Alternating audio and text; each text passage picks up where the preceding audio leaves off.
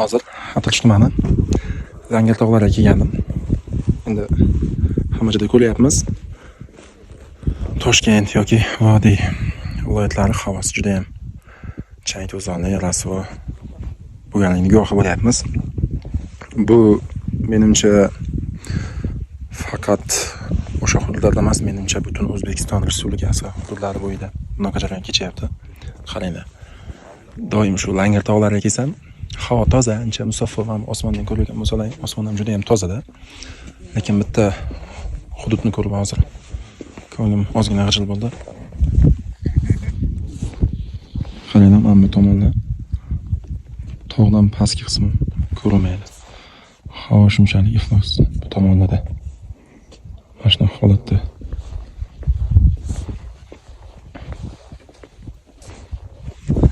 Kommentda fikrlarni yozib ketinglar. Yana qaysi viloyatlarda shunaqa ahvol? Deyarli mana ko'rinmaydi o'zi. Bu nima? Changmi yoki qanaqa? Nima deyish mumkin? Ahvol juda ham yomon. Mana bu joylar ko'rinib turadi-da, mana bu ochiq yalanglik ko'rinib turadi. Tog'ning tepasidan havoning tozaligini ko'rish ham mumkin. Lekin bu tomonlarni qaranglar.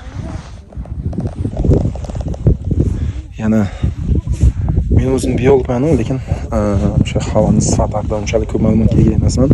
Biladiganlar kommentda yozib ketinglar. Bunga sabab nima bo'lyapti?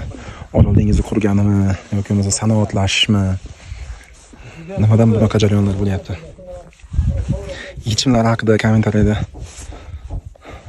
tushunadigan insonlar bo'lsa yozsangiz, tabiatni birgalikda qutqarsak.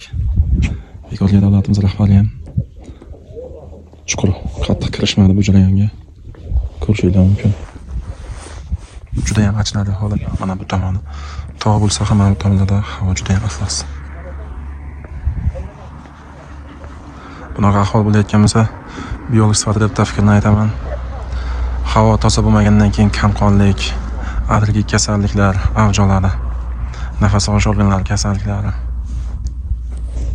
Mana shunaqa ahvol.